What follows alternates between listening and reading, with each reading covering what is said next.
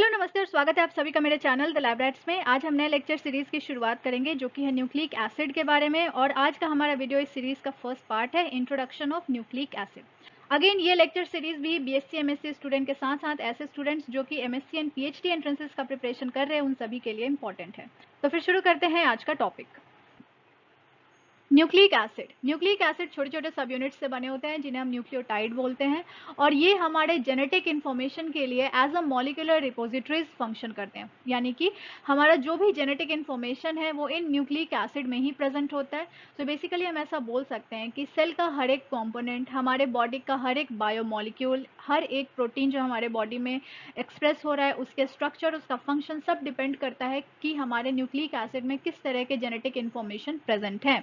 और ये information nucleic acid के न्यूक्लियोटाइड सीक्वेंसेस में प्रेजेंट होते हैं। सो हम बोल सकते हैं कि जो भी हमारा फेनोटाइप है,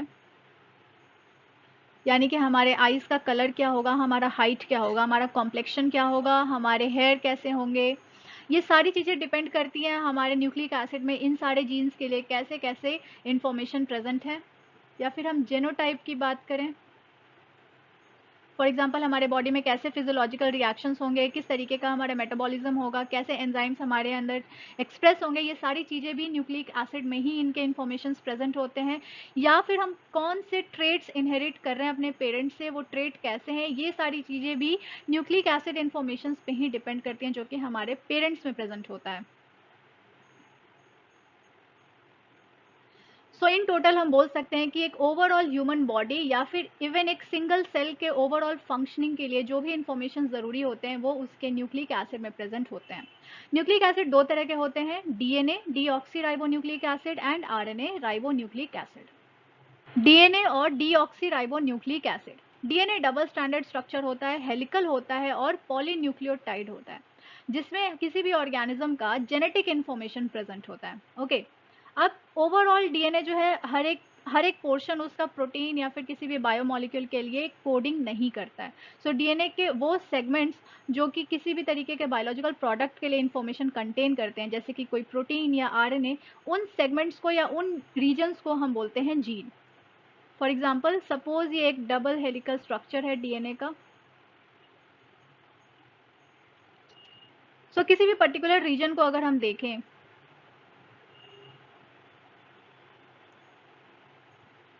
तो डीएनए पे कंटिन्यूसली सारे जीन्स प्रेजेंट नहीं होते हैं, कुछ सेगमेंट्स में जीन प्रेजेंट होंगे, देन कुछ सीक्वेंसेस किसी भी तरीके के बायोमॉलिक्यूल्स के लिए इनकोड नहीं करेंगे, देन अगेन किसी बायोमॉलिक्यूल के लिए कोड्स प्रेजेंट होंगे न्यूक्लिक एसिड में। सो ये बेसिकली हमारे कोडिंग रीजन्स हो गए जिन्हें हम जीन बोलेंगे, जो किसी भी बायोलॉजिकल प्रोडक्ट के लिए सीक्वेंसेस कंटेन कर रहे हैं। एंड वो सीक्वेंसेस जिनमें किसी भी तरीके के बायोलॉजिकल प्रोडक्ट के लिए सीक्वेंसेस या इंफॉर्मेशन प्रेजेंट नहीं होता है, उन्हें हम इंट्रॉन्स बोलते हैं, या फिर इन्हें हम जंक डीएनए बोल सकते हैं। ओके, नाउ डीएनए में जो भी इंफॉर्मेशन प्रेजेंट होता है वो अल्टीमेटली जाके किसी भी तरीके का बायोलॉजिकल प्रोडक्ट बनाता है जो कि हमारे बॉडी में डिफरेंट फंक्शंस कैरी आउट करते हैं। फॉर एग्जांपल डीएनए डीएनए से आरएनए का फॉर्मेशन होता है, एंड देन आरएनए से प्रोटीन्स का फॉर्मेशन होता है। नाउ ट्रांसक्रिप्शन प्रोसेस के हेल्प से डीएनए से आरएनए का फॉर्मेशन होता है, एंड आरएनए से प्रोटीन बनता है ट्रांसलेशन के थ्रू। ये जो प्रोटीन का फॉर्मेशन हुआ, इसके मल्टीपल फंक्शंस हो सकते हैं, या तो ये कोई ट्रांसक्रिप्शन फैक्टर हो सकता है, ये अनदर जीन के ट्रांसक्रिप्शन को रेगुलेट कर सकता है, या फिर ये कोई लाइगेंड हो सकता है जो कि किसी तरीके के सिग्नलिंग पाथवे को इनिशिएट कर सके, या फिर ये कोई एंजाइम हो सकता है। ये इसके मल्टीपल फंक्शंस हो सकते हैं जो कि हमारे बॉडी में डिफरेंट डिफरेंट फंक्शंस को कैरी आउट करें। सो बेसिकली डीएनए में जो भी इंफॉर्मेशन प्रेजेंट होता है वो आरएनए में कन्वर्ट होता है, एंड देन ये प्रोटीन में कन्वर्ट होता है। और ये जो सिक्वेंशियल मैनर में जो भी इंफॉर्मेशन का फ्लो हो रहा है DNA to RNA and then to protein, इसे हम बोलते हैं central dogma. Okay, central dogma of molecular biology. So इसके अकॉर्डिंग ये जो इंफॉर्मेशन फ्लो है वो हमेशा DNA to RNA and then to protein रहेगा। एक बार ये प्रोटीन बन गया तो ये रिवर्स वे में कोई भी इंफॉर्मेशन फ्लो नहीं हो सकता, यानी कि ये प्रोटीन से वापस डीएनए नहीं बन सकता। हालांकि डीएनए से डीएनए का फॉर्मेशन हो सकता है बाय अ प्रोसेस जिसे हम रेप्लिकेशन बोलते हैं, आरएनए से भी डीएनए बन सकता है, cDNA,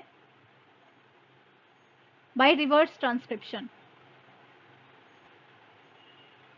लेकिन एक बार प्रोटीन बन गया तो ये प्रोटीन वापस से आरएनए नहीं बना सकता, ये वापस से डीएनए नहीं बना सकता। सो डीएनए एक डबल स्ट्रैंडेड स्ट्रक्चर है जो कि हेलिकल फॉर्म में प्रेजेंट होता है। सेल के अंदर यूकैरियोटिक के केस में डीएनए जो होता है वो न्यूक्लियस में प्रेजेंट होता है, और न्यूक्लियस क्योंकि एक मेम्ब्रेन बाउंड ऑर्गेनेल होता है, सो डीएनए साइटोप्लाज्म से सेपरेटेड होता है न्यूक्लियर मेम्ब्रेन के कारण। प्रोकैरियोट के केस में न्यूक्लिक एसिड न्यूक्लियोइड में प्रेजेंट होते हैं, जो कि बेसिकली साइटोप्लाज्म के वो रीजन्स होते हैं जहाँ पे न्यूक्लिक एसिड हाईली कॉन्सेंट्रेटेड होते हैं, और ये मेम्ब्रेन बाउंड ऑर्गेनेल्स नहीं होते, यानी कि न्यूक्लियोइड जो होते हैं वो साइटोप्लाज्म के डायरेक्ट कॉन्टैक्ट में प्रेजेंट होते हैं।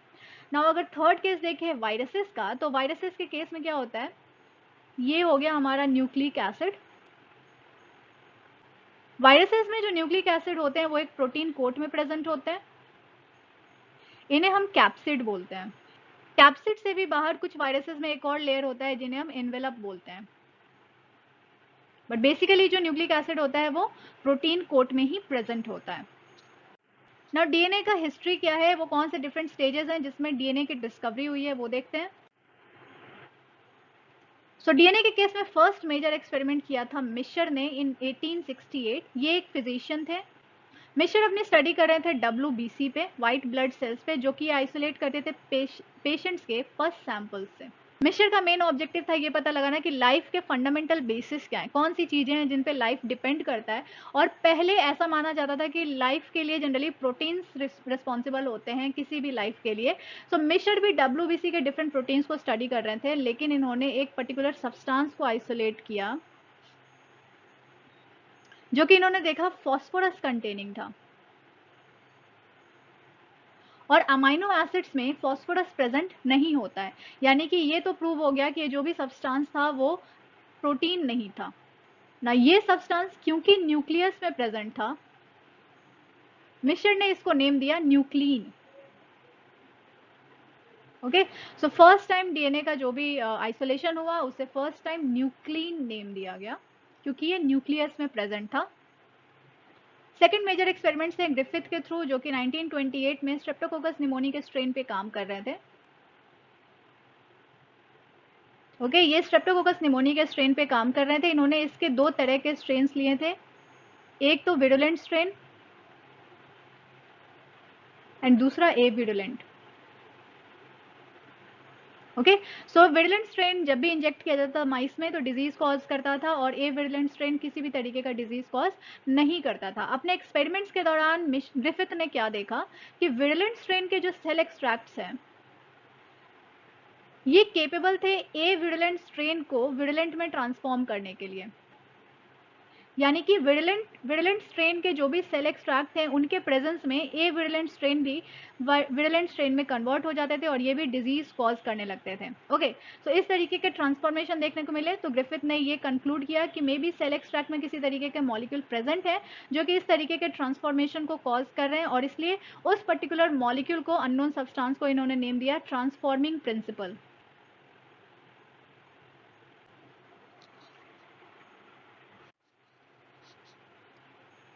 थर्ड मेजर एक्सपेरिमेंट था एवरी मैक्लियोड एंड मैकार्टी का इन 1940। इन्होंने ग्रिफिथ के ही अधूरे एक्सपेरिमेंट को पूरा करने का कोशिश किया, और इन्होंने भी अपने एक्सपेरिमेंट स्ट्रेप्टोकोकस निमोनी पे किए।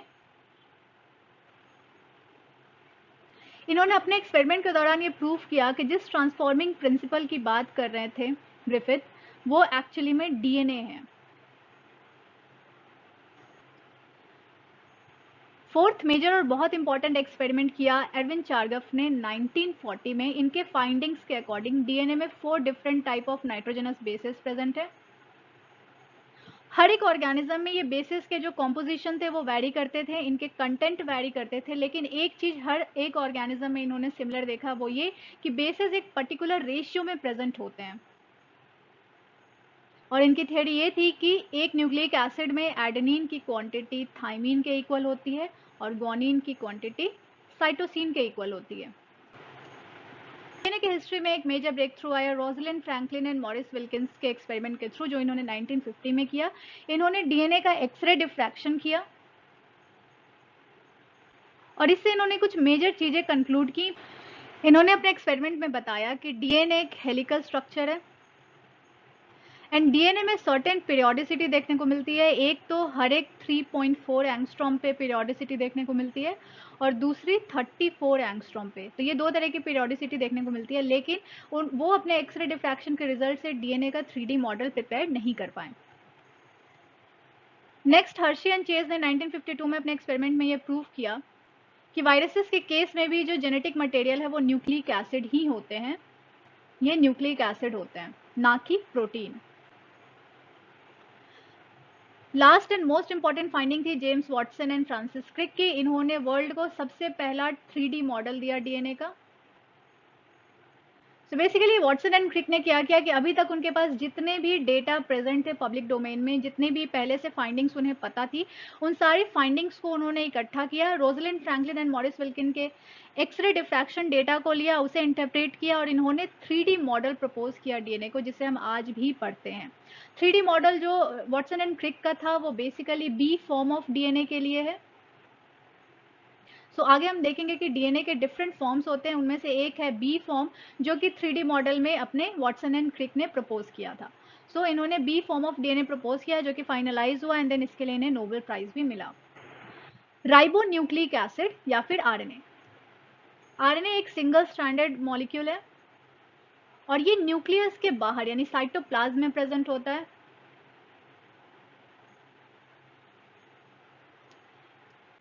ये मॉलिक्यूलरली डीएनए के सिमिलर है, लेकिन इसकी केमिकल प्रॉपर्टीज बहुत ज़्यादा डिफरेंट है डीएनए से।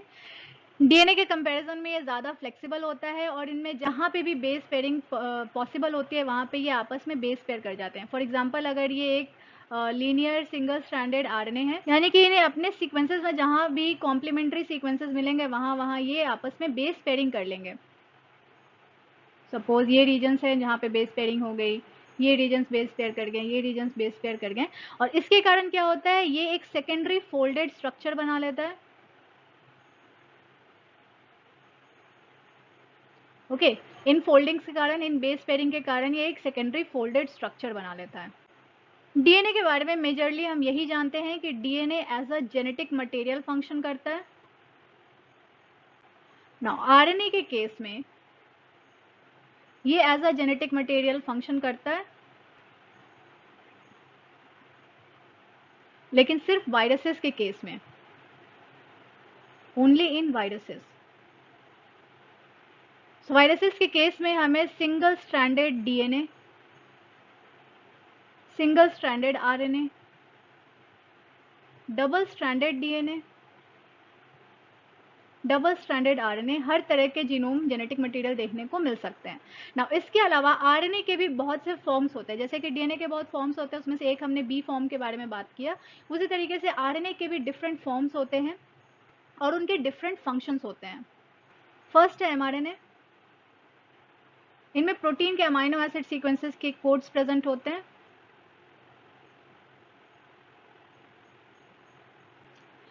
सेकेंड है आरआरएनए, जो जिसे हम राइबोसोमल आरएनए बोलते हैं। ये राइबोसोम के साथ प्रेजेंट होता है और ट्रांसलेशन में हेल्प करता है। टीआरएनए या फिर ट्रांसफर आरएनए, ट्रांसलेशन के दौरान ये राइबोसोम तक अमाइनो एसिड्स को ट्रांसफर करता है। ये भी ट्रांसलेशन में हेल्प करता है। उसके अलावा कुछ स्मॉल आरएनएस भी होते हैं, फॉर एग्जांपल siRNA या miRNA। ये स्मॉल आरएनएस होते हैं और ये हेल्प करते हैं जीन एक्सप्रेशन को कंट्रोल करने में। बेसिकली ये सप्रेस करते हैं किसी भी जीन के एक्सप्रेशन को, etc। इसके अलावा भी और भी डिफरेंट टाइप ऑफ आरएनए होते हैं और उनके बहुत से डिफरेंट फंक्शंस होते हैं। Thank you so much for watching the video. अगर आपको ये वीडियो पसंद आई हो तो इसे लाइक एंड शेयर जरूर करें, चैनल को सब्सक्राइब कीजिए और रिसेंट अपडेट के लिए नोटिफिकेशन बेल आइकन को प्रेस कीजिए। वीडियो से रिलेटेड किसी भी क्वेरी को आप कमेंट सेक्शन में पोस्ट कर सकते हैं। अपने किसी भी क्वेरी एंड रिसेंट अपडेट के लिए आप हमें फेसबुक एंड इंस्टाग्राम पे भी फॉलो कर सकते हैं। तो फिर मिलते हैं अगले वीडियो में। Until then keep learning and keep motivating.